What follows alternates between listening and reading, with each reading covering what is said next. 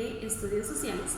El día de hoy vamos a ver un tema que ya hemos tocado antes, que conforme todos los temas que hemos visto, los procesos que hemos visto de todo en la Edad Media, en la política, ¿verdad? Entonces ahorita vamos a ver un tema de donde surgió casi todo lo que fueron los conflictos, ¿verdad? Los gobiernos, dictadores. Entonces el tema de hoy es la época colonial. Entonces les voy a ir leyendo unos pequeños párrafos, no se encuentran en el libro, entonces solamente quiero que pongan mucha atención porque después vamos a realizar un ejercicio. Entonces, al proceso de conquista le siguió la colonización. Durante esta época los españoles organizaron los territorios conquistados para garantizar el dominio económico, social y político sobre la población nativa. Entonces, después de todo esto, pues había una persona que comandaba todo la economía a las personas, entonces, y ese era el rey, ¿verdad? Si nos recordamos, en la Edad Media, la corona española era quien tenía todo el poder, ¿verdad? El poder absoluto de todas las personas, de la economía, de la iglesia, de todo. Entonces, acá comandaba un rey.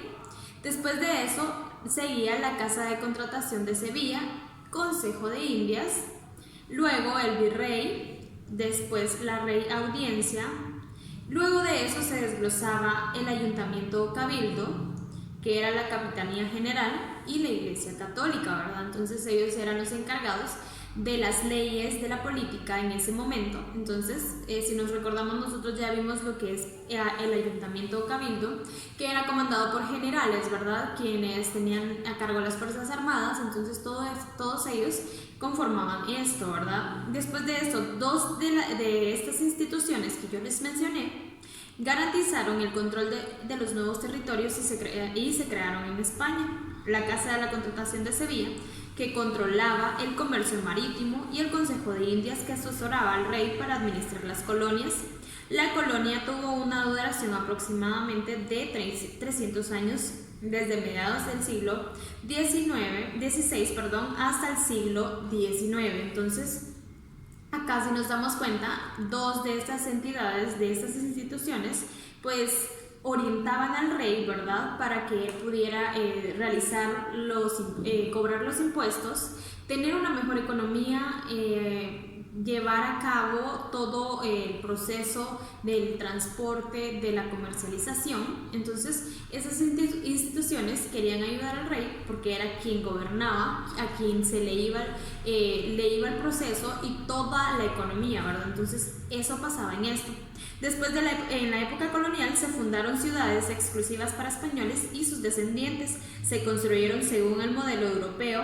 Al centro se ubicaba la plaza principal y alrededor de los edificios del gobierno, el cabildo y la iglesia.